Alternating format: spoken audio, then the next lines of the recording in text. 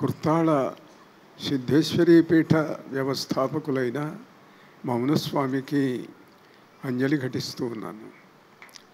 హిమాలయ ఋషీన్ వందే సిద్ధాశ్రమ గురుప్రభూన్ యేషాం దర్శనమాత్రేణ ధన్యో భవతి మానవః. హిమాలయంలో సిద్ధాశ్రమం ఉన్నది. అక్కడ ఇప్పటికీ కూడా వందల వేల సంవత్సరాల భౌతిక శరీరాలతో ఉన్నటువంటి వాళ్ళు ఉన్నారు. మా కుర్తాళ పీఠ అధిపతులు అందరూ అక్కడి నుంచి వచ్చిన వారే. అంటే శరీరాలు తీసుకున్నారనుకోండి ఆంధ్రదేశంలో, కానీ వచ్చింది అక్కడి నుంచి. కుర్తాళ సిద్ధేశ్వరీ పీఠం హిమాలయ సిద్ధాశ్రమానికి సంబంధించినటువంటి ఒక ప్రధానమైనటువంటి విభాగం. ఆ మహనీయుల యొక్క దర్శనం, వారి అనుగ్రహం ఉంటే ఏ పనైనా సాధించవచ్చు. నిన్న మంత్రి గారు ఒక మాట అన్నారు. ఎక్కడో తమిళ దేశం నుండి ఉన్న కుర్తాళపీఠం నుండి ఇక్కడికి వచ్చి కార్యక్రమాలు చేస్తున్నారు హైదరాబాదులో. చాలా ఆశ్చర్యంగా ఉన్నది. ఇంత వైభవపేతంగా జరగటానికి ఎంతో ఖర్చు అవుతూ ఉంటుంది కదా, ఇదంతా ఎట్లా చేస్తున్నారు? ఇంత ధనం ఎట్లా పీఠధరమా అంటే విన్నాను, ఏదో సమాధానం చెప్పాను అనుకోండి. అంటే దీంట్లో ఒకటి ఉన్నది. మానవుడు సంకల్పిస్తే, మానవ సంకల్పం అయితే మనం ఏదన్నా ఒక పని చేయాలి అని అనుకుంటే, ఒక ఉత్సవాలు కార్యక్రమాలు చేయాలనుకుంటే చందాలిస్టు పట్టుకొని బయలుదేరాలి. అదే దేవత సంకల్పిస్తే ధనం ఇవ్వాలని బుద్ధి పుడుతుంది, ఇస్తారు. మానవ సంకల్పానికి దేవతా సంకల్పానికి ఉన్న తేడా. నాకేదైనా అవసరమైతే, సందేహం కలిగితే, ఏదైనా తెలుసుకోవాలనుకుంటే మా మౌనస్వామిని అడుగుతాను. సిద్ధాశ్రమంలో ఉన్న యోగులు నాకు ఆప్తులు, మిత్రులు, వేల సంవత్సరాల వయస్సున్న వాళ్ళు, వాళ్ళని అడుగుతూ ఉంటాను. ఆ మధ్య మా మౌనస్వామి పీఠ స్థాపకుడు అన్నారు. పెద్ద గురువులు, మహాగురువులు చెబుతున్నారు, నేను ఇప్పుడు సిద్ధ శరీరంతో ఉన్నాను, భౌతిక శరీరం విడిచిపెట్టినా, కానీ నన్ను మళ్ళీ మానవ జన్మ తీసుకొని మళ్ళీ ప్రజలను ప్రభావితులను చేయటానికి ఇంకో జన్మ తీసుకొని సిద్ధశక్తులతోటి ఉండాలి, రావాల్సి వచ్చేట్లుగా ఉన్నది అన్నారు ఆయన. అంటే నేనన్నాను, నిజమేననుకోండి, కానీ ఇవాళ మాకేదైనా అవసరం కలిగితే మొట్టమొదట మిమ్మల్ని అడుగుతూ ఉంటాను నేను. మీరు వెళ్తే మిగతా ఇంకెవరో ఉంటారనుకోండి, కానీ మీతో ఉన్న చనువు ఎక్కువ కదా. అంచేత నేను సిద్ధ గురువులను, మహాగురువులను నేను ప్రార్థిస్తాను. వాళ్ళ దగ్గరికి వెళ్ళి అడిగే చనువు ఉన్నది నాకు. మిమ్మల్ని మరికొంతకాలం సిద్ధ శరీరంతో ఉంచండి, జన్మకు పంపించవద్దు అని అడుగుతాను అన్నాను నేను. అలానే జరిగింది. ఇప్పుడు కూడా ఆ మహనీయుడు సిద్ధ శరీరంతో ఉండి పిలిస్తే పలుకుతాడు, అనుగ్రహిస్తాడు. అక్కడికి వచ్చిన వాళ్లకు చాలామందికి ఆయన దర్శనమిస్తుంటాడు. ఆ మధ్య కొంతకాలం కింద అన్నామలై యూనివర్సిటీ, తమిళనాడులో ఉన్న అన్నామలై యూనివర్సిటీకి భూరి విరాళం ఇచ్చినటువంటి అన్నామలై చెట్టియార్ కుమారుడు రామయ్య చెట్టి అని ఉన్నాడు. ఆయన వచ్చి, నేను స్వామివారి సమాధి దగ్గర ధ్యానం చేసుకుంటాను అన్నాడు. చేయండి అన్నాను. చేస్తే ఆయన అన్నాడు, చేసి వచ్చి, నాకు ఇప్పుడు కూడా మౌనస్వామి కనిపిస్తున్నాడండి. అంటే ఇప్పుడు కూడా ఏమిటి అన్నాను నేను. అంటే నాకు 30 సంవత్సరాల కింద బోన్ క్యాన్సర్ వచ్చింది, అది తగ్గలేదు. అప్పుడు మౌనస్వామి నాకు కలలో కనిపించాడు, ఒక తాయెత్తు ఇచ్చాడు, ఈ తాయెత్తు కట్టుకో నీ బాధ పోతుంది అన్నాడు. కళ్ళు తెరిచాను, మౌనస్వామి అదృశ్యమైనాడు, కానీ తాయెత్తున్నది పక్క మీద. ఆ తాయెత్తు కట్టుకున్నాను, నాకు వ్యాధి పోయింది అన్నాడు. మహనీయులైన సిద్ధపురుషులు అలాంటి దివ్యమైన ప్రభావం కలిగినటువంటి వాళ్ళు. అలా ఆ దివ్యమైన భవ్యమైన మహత్తరమైనటువంటి కుర్తాళ సిద్ధేశ్వరీ పీఠ యతీశ్వరులు మహనీయులు అందరికీ మౌనస్వామి మాకు మా పీఠానికి చక్రవర్తి, ఆయన విక్రమార్క చక్రవర్తి అంటాను నేను. ఆ పీఠంలో ఎవరు కూర్చున్నా సరే ఆయన శక్తి ప్రసరిస్తూ ఉంటుంది. కాగా మిగతా మన వాళ్ళందరూ కూడా చెప్పారు, అనేక విషయాలు శశిభూషణ్ ప్రస్తావించాడు.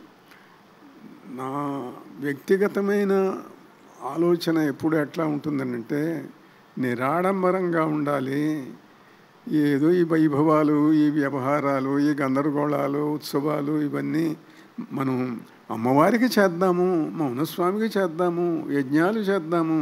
కానీ నా పుట్టినరోజు నేను అక్కడే స్వామి సన్నిధిలో ఉండి, అమ్మవారి దగ్గర ఉండి, అక్కడ స్వయంగా మౌనస్వామి సమాధికి పూజ చేసుకుంటూ ప్రశాంతంగా ఉంటాను అంటే, ఈ ఏర్పాట్లన్నీ చేసింది శశిభూషణ్ చెప్పినట్టు మాతాజీ రమ్యానంద భారతీ స్వామిని.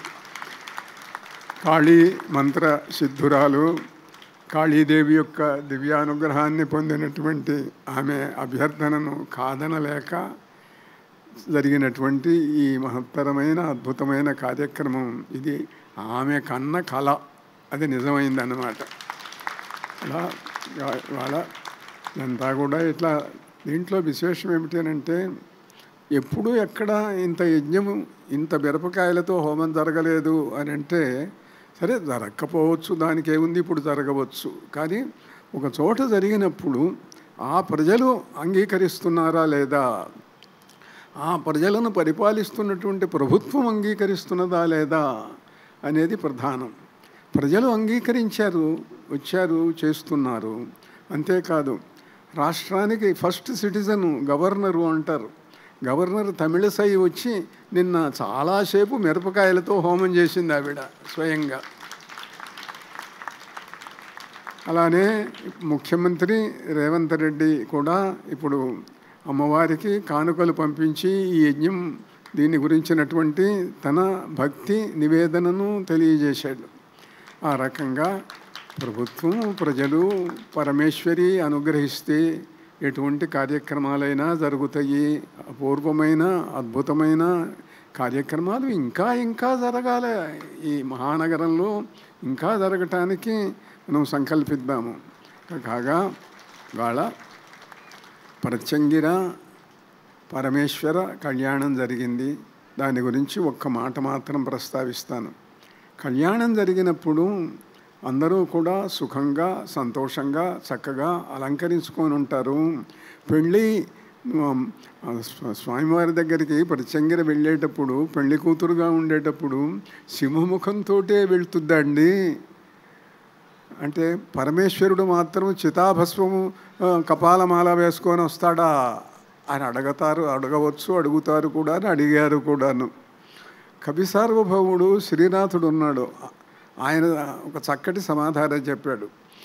ఇప్పుడు కాశీలో ఉండే శివుడు వేరు, ఆ కాశీ మహాశ్మశానం, అక్కడ ఉండే శివుడు వేరు. ఆంధ్రదేశానికి తెలుగు వాళ్ళ దగ్గరికి వచ్చేటప్పుడు శివుడు చాలా మార్చుకొని వస్తాడు అన్నాడు ఆయన. ఏం మార్చుకుంటాడు అని అంటే, ఆయన చాలా చిత్రంగా చెప్పాడు.